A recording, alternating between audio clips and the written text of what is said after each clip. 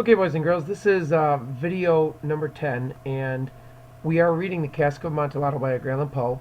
Um, I have found a full version of the text online. It is free, and it is, as it is a great classic piece of literature, it is free for us to use, so this will be here. But again, if you have your textbook at home, I suggest using that because there are footnotes for difficult words and vocabulary that you'll need to know.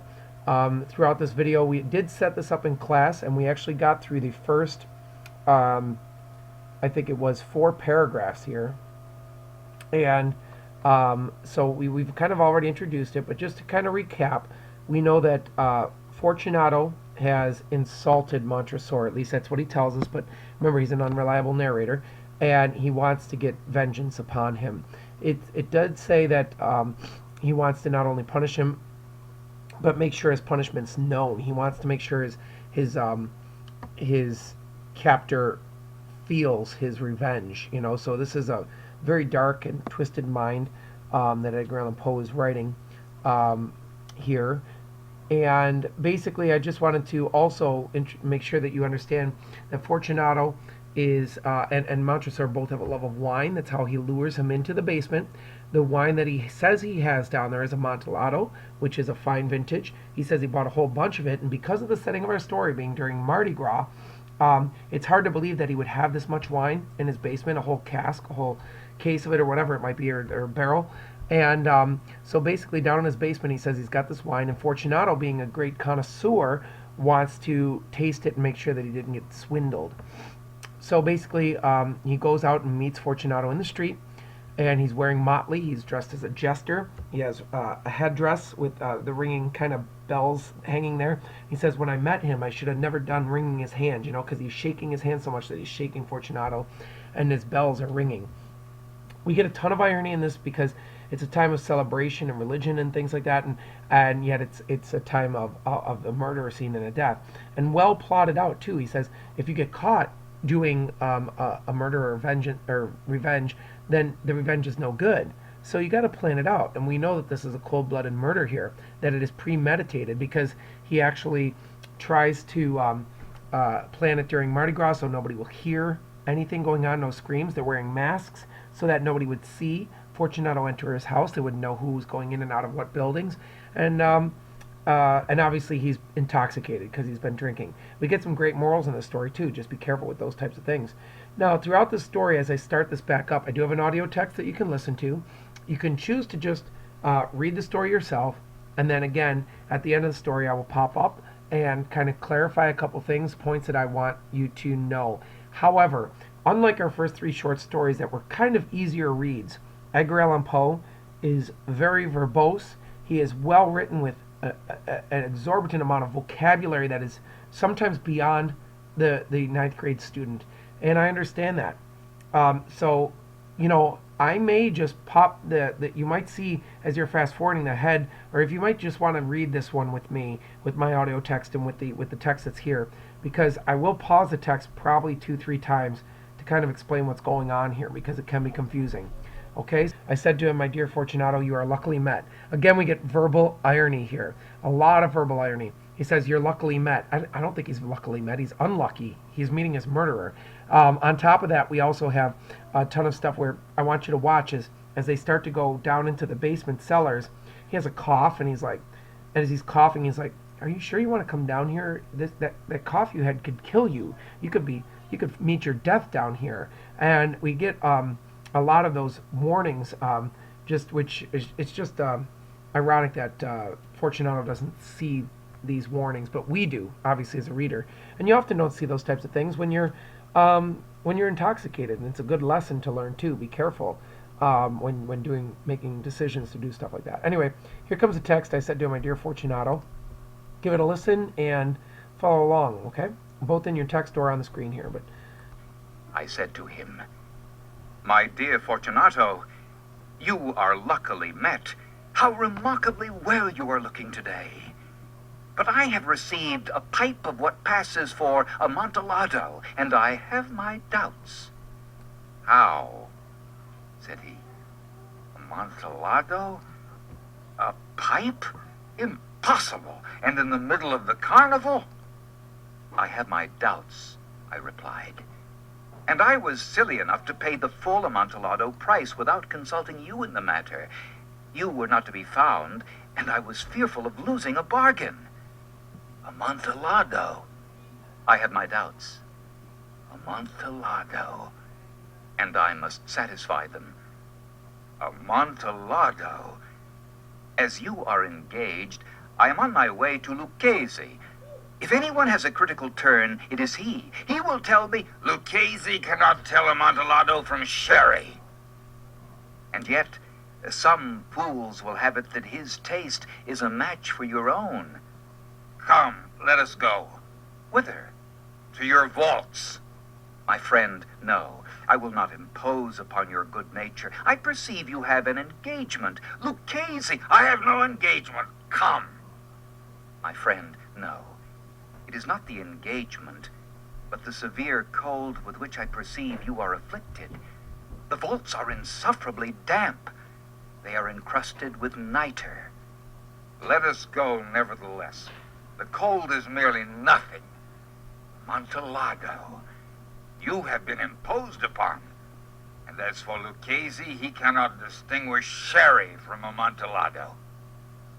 Thus speaking, Fortunato possessed himself of my arm, putting on a mask of black silk, and drawing a roquelaure closely about my person, I suffered him to hurry me to my palazzo. There were no attendants at home. They had absconded to make merry in honor of the time.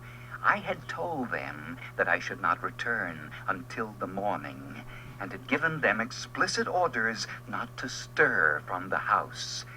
These orders were sufficient, I well knew, to ensure their immediate disappearance, one and all, as soon as my back was turned. I took from... Now, in some of my classes, I actually discussed this just a little bit, but this is definitely a great use of reverse psychology here. In this paragraph, what a lot of kids don't understand is he told his workers that he won't return until the next morning and gave explicit orders not to stir from the house. These orders were sufficient, I well knew, to ensure their immediate disappearance, one and all, as soon as my back was turned. Remember, this is Mardi Gras, and the servants want to go out and have a party too, and then so we're going to continue right from there. That's just kind of a little explanation. He's using reverse psychology here. Okay, here we go again. I took from their sconces 2 flambeaux, and giving one to Fortunato, bowed him through several suites of rooms to the archway that led into the vaults. I passed down a long and winding staircase, requesting him to be cautious as he followed. We came at length to the foot of the descent, and stood together on the damp ground of the catacombs of the Montresors. The gait of my friend was unsteady, and the bells upon his cap jingled as he strode. "The pipe," said he. "It is farther on," said I. "But observe the white webwork which gleams from these cavern walls." He turned toward me and looked into my eyes with 2 filmy orbs that distilled the rheum of intoxication. "Nitre?" he asked at length. "Nitre," I replied. "How long have you had that cough?"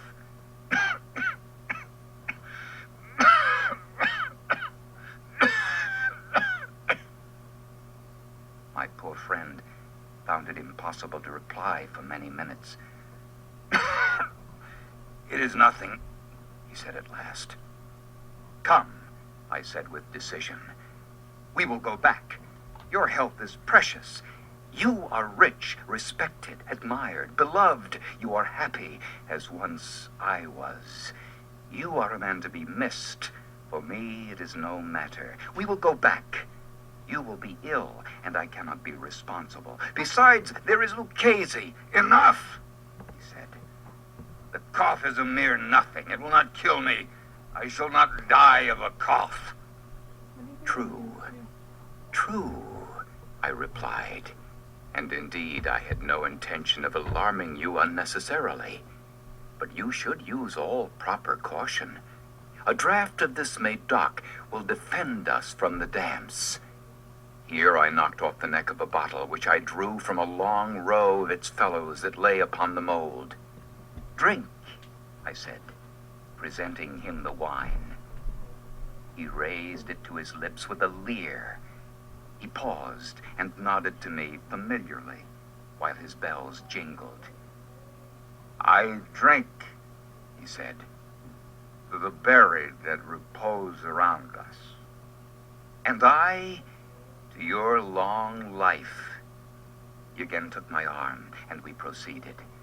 "These vaults," he said, "are extensive." "The Montresors," I replied, "were a great and numerous family." "I forget your arms." "A huge human foot door in a field azure. The foot crushes a serpent rampant, whose fangs are embedded in the heel." "And the motto?" "Nemo me impune lacessit." "Good," he said.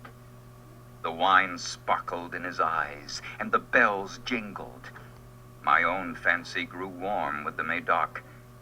We had passed through walls of piled bones, with casks and puncheons intermingling into the inmost recesses of the catacombs. I paused again, and this time I made bold to seize Fortunato by an arm above the elbow. "The nitre," I said, "see, it increases. It hangs like moss upon the vaults. We are below the river's bed. The drops of moisture trickle among the bones. Come, we will go back ere it is too late. Your cough—" "It is nothing," he said. "Let us go on. But first another draught of the Médoc." I broke and reached him a flagon of the Grave. He emptied it at a breath. His eyes flashed with a fierce light. He laughed and threw the bottle upwards with a gesticulation I did not understand. I looked at him in surprise. He repeated the movement, a grotesque one. Now, two things I want to bring up here. First of all, okay, the niter is really just a mineral deposits. They're down in these catacombs, and this stuff is kind of running down the walls and building up almost like stalactites or stalagmites or whatever. These things are running down there, and it's just this notion of sulfur and just a weird smelling place. It really isn't good for somebody who's got a cough. Okay, so that's all. Don't really worry about that too much. On top of that, though, he starts to say, this is a long vault of Montresors down here. We've got a long bloodline, a long family line. So we've been around for a long time. I forget your arms. A huge human foot. A field of azure crushes a serpent and whose fangs are embedded in the heel. It's almost like that "Don't tread on me" flag, where there's like the snake and it's down there. And so that basically a foot is stepping on the snake and the snake is biting into the foot of who's stepping on it. And he goes, "What's the motto?" "Nemo me impu lacessit." And it's basically Latin, which means no one cuts me without impunity. You can't do something to me without me seeking revenge. And that's the motto of the snake. It's like the snake is getting stepped on, but it's biting the foot of the person who's stepping on it, right? So all of these things are just basically foreshadowing or trying to, they're warnings for Fortunato, who is down here, who apparently offended Montresor. And we just get all this build up, the coat of arms for the family is definitely a snake, and Montresor is kind of a snake, and he's been wronged apparently, so he's going to bite back. So that's basically a little explanation. That is in the footnote of your book if you're reading along there. Now, as they are moving through the catacombs, we get him. He actually is drinking this Médoc, which is a much cheaper wine than Amontillado. We don't even know the Amontillado exists, but basically he's got this Médoc. And afterwards, what's going to happen here is he says, he left and threw the bottles upwards with this gesticulation I did not understand. And he goes, "You don't understand? No, then you're not of the Brotherhood." "How?" "You're not of the Masons." And in here, I discussed this in a couple classes trying to set this up, but if it wasn't your class, listen. The Masons are a brotherhood of good doers that basically are secretive. They're in that National Treasure with Nicolas Cage, where they've saved up this treasure for the United States, for hard times, whatever it is, and the Masons are protecting it, this brotherhood.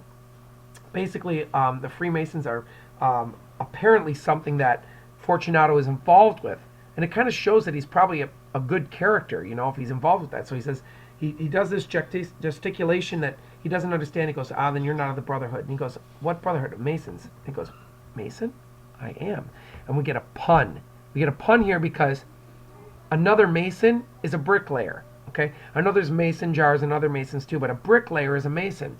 And we know because I've also given you some background information about Edgar Allan Poe getting this story, where he got this from, and a murderer being somebody walled up alive in a wall. And I think that, so number one, this is a pun, but it's foreshadowing how he's going to kill him. He's going to actually pull out a trowel. Now, a trowel is a piece of metal that basically spreads, it spreads mortar, when they're laying bricks. So basically, when he reveals this trowel, he goes, "Oh, I too am a Mason," joking, and he goes, "Oh yeah, I'm a Mason. I've got a trowel. See," and Fortunato doesn't get him, but it's a pun for us because we kind of should know that he's down here. He's going to be using that as his weapon. Back with the audio text. You do not comprehend, he said. Not I replied. Then you are not of the Brotherhood. How? You are not of the Masons. Yes, I said. Yes.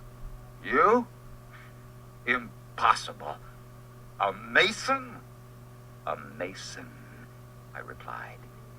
A sign, he said. It is this, I answered, producing a trowel from beneath the folds of my roquelaure. You jest, he exclaimed, recoiling a few paces. But let us proceed to the Amontillado. Be it so, I said, replacing the tool beneath the cloak and again offering him my arm. He leaned upon it heavily. We continued our route in search of the Amontillado. We passed through a range of low arches, descended, passed on, and descending again arrived at a deep crypt in which the foulness of the air caused our flambeaux rather to glow than flame.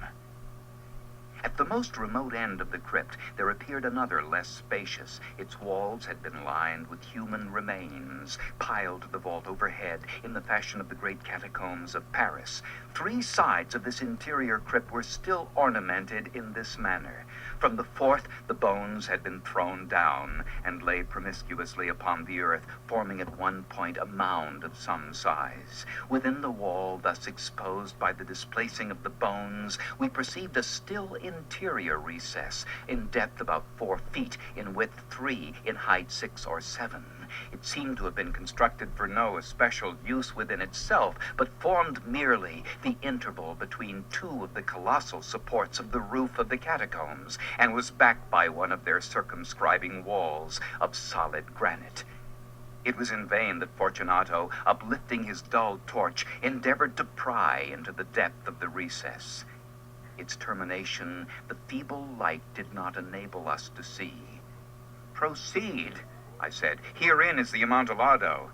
As for Lucchese, he is an ignoramus, interrupted my friend as he stepped unsteadily forward, while I followed immediately at his heels. In an instant, he had reached the extremity of the niche, and finding his progress arrested by the rock, stood stupidly bewildered.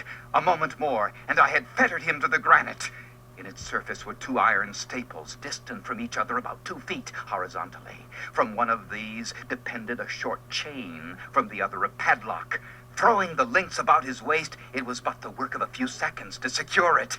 He was too much astounded to resist. Withdrawing the key, I stepped back from the recess. Pass your hand, I said, over the wall. You cannot help feeling the nitre. Indeed, it is very damp. Once more, let me implore you to return. No? Then I must positively leave you. But I must first render you all the little attentions in my power. And just again here, I wanted to explain this longer paragraph up here. What he's basically just explaining, and it's kind of, maybe a little hard to understand, is that there's a rock wall, and it's got a little corner, a little niche, and he's like, in there, that's where it is. So long story short, he just kind of like works him into this little cavity. That what it explained was there was two columns, and it's just perfect because it's very easy to wall that up. Bones laying about, everything else, and quickly he wraps his chain around him and locks him up, and he's still kind of the guy's like astonished. What are you doing? But again, his intoxication leaves him almost powerless here, and now we see our narrator really start to kind of lose it mentally. He really, remember in the beginning of the story, he wanted him to know. He wanted him to feel the pain. He wanted him to know that he's getting revenge and make sure he is almost like begging for help. And that's all coming up here. But he got him in this corner, chained him down, and the guy's still asking, "Where's the Amontillado? What are we doing here?" The Amontillado! Ejaculated my friend, not yet recovered from his astonishment. True, I replied, the Amontillado. As I said these words, I busied myself among the pile of bones of which I have before spoken. Throwing them aside, I soon uncovered a quantity of building stone and mortar. With these materials, and with the aid of my trowel, I began vigorously to wall up the entrance of the niche. I'd scarcely laid the first tier of the masonry when I discovered that the intoxication of Fortunato had in a great measure worn off. The earliest indication I had of this was a low, moaning cry from the depth of the recess. It was not the cry of a drunken man. There was then a long and obstinate silence. I laid the second tier, and the third, and the fourth, and then I heard the furious vibrations of the chain. The noise lasted for several minutes, during which that I might hearken to it with the more satisfaction, I ceased my labors and sat down upon the bones. When at last the clanking subsided, I resumed the trowel and finished without interruption the fifth, the sixth, and the seventh tier. The wall was now nearly upon a level with my breast. I again paused, and holding the flambeau over the mason work, threw a few feeble rays upon the figure within. A succession of loud and shrill screams, bursting suddenly from the throat of the chained form, seemed to thrust me violently back. For a brief moment I hesitated. I trembled. Unsheathing my rapier, I began to grope with it about the recess, but the thought of an instant reassured me. I placed my hand upon the solid fabric of the catacombs and felt satisfied. I reapproached the wall. I replied to the yells of him who clamored. I re-echoed. I aided. I surpassed him in volume and in strength. I did this, and the clamorer grew still. It was now midnight, and my task was drawing to a close. I'd completed the 8th, the 9th, and the 10th tier. I'd finished a portion of the last and the 11th. There remained but a single stone to be fitted and plastered in. I struggled with its weight. I placed it partially in its destined position. But now, there came from out the niche a low laugh that erected the hairs upon my head. It was succeeded by a sad voice, which I had difficulty in recognizing as that of the noble Fortunato. The voice said,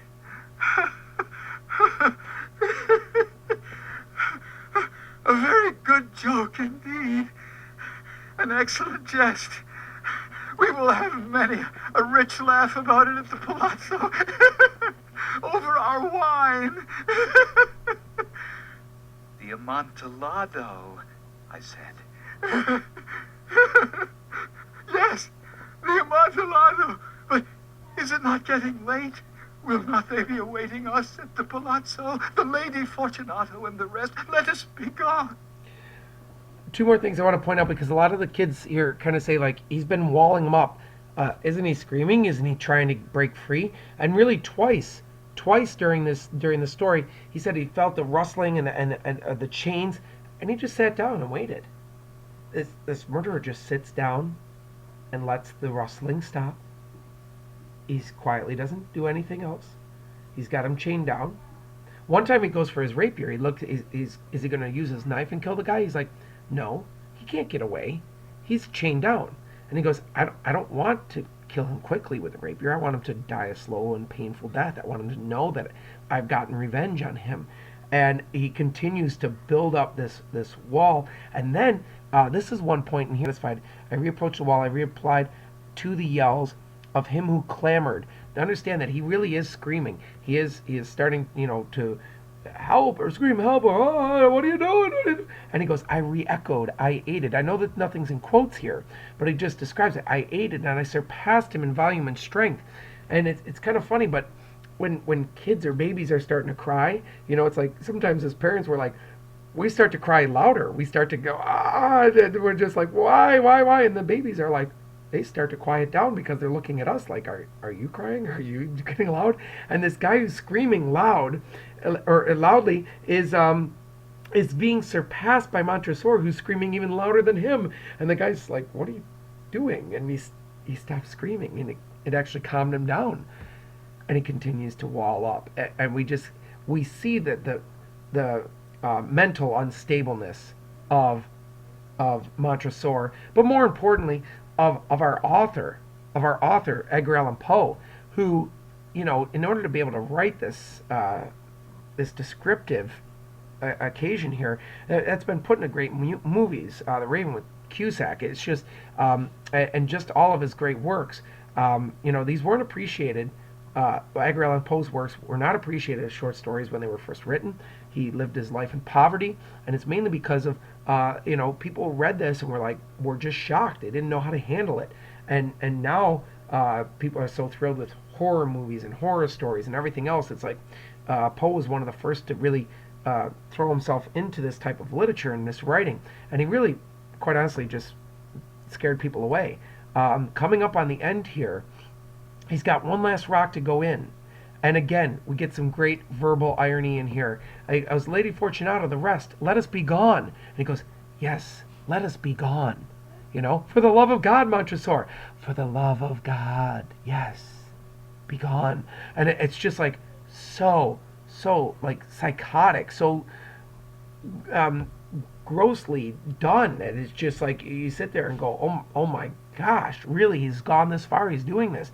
And it's that shock value that Edgar Allan Poe's writing has. It's just beautifully done here. I'm going to rewind just a little back and start that laughing, that hee.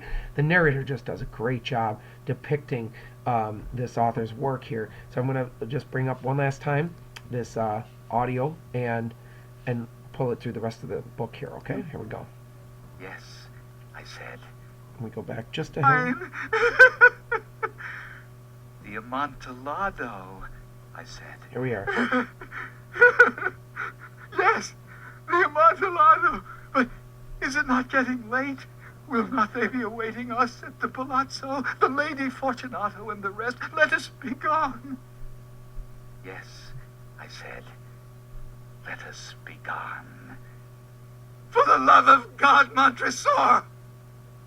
Yes, I said. For the love of God. But to these words, I hearkened in vain for a reply. I grew impatient. I called aloud, Fortunato? No answer. I called again, Fortunato? No answer still. I thrust a torch through the remaining aperture and let it fall within. There came forth in return only a jingling of the bells. My heart grew sick on account of the dampness of the catacombs. I hastened to make an end of my labor. I forced the last stone into its position. I plastered it up against the new masonry. I re-erected the old rampart of bones. For the half of a century, no mortal has disturbed them. In pace requiescat. So again, down here, just to wrap up, there's only one little hole left, and he thrust the torch in that remaining aperture, let it fall within. So there's a torch in there.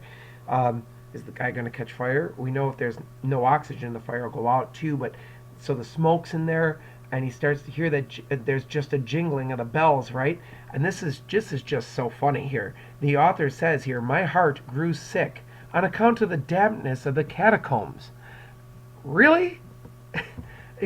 coming up with any excuse to satisfy himself. It's not the dampness of the catacombs, dude. You just committed this gruesome murder, and you know, he can still make a decision to let him go. The only thing is, Fortunato obviously will have Montresor thrown in jail. And remember, at the very beginning of the story, Montresor says, if you get caught doing it, that's the worst thing you can do to a redresser. You want to know any chance of him getting back at you.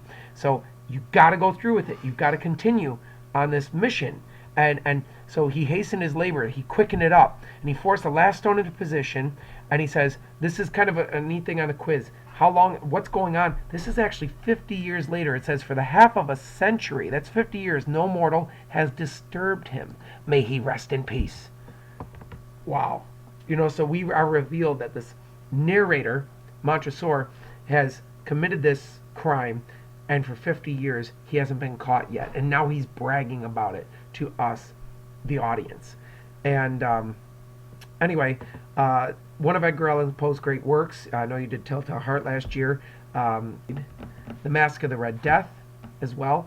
And so it's just building on his short stories and his legacy. And it is kind of great. If you have some time this weekend and you want to see, I think it's called The Raven. It's a movie that actually incorporates all of Edgar Allan Poe's murders, and people think that he's actually doing the murders, and Poe is played, I think, by John Cusack, but don't quote me on that. But definitely a neat story, because as you read more and more of Poe's short stories, it's a kind of movie I just love watching, because you know, I'm like, oh, I know that one. Oh, I know this one. I know how this one is. And you know, as they find out the next murder, you know, if you know the story behind it, it kind of it's rewarding to know the literature that's based behind these things.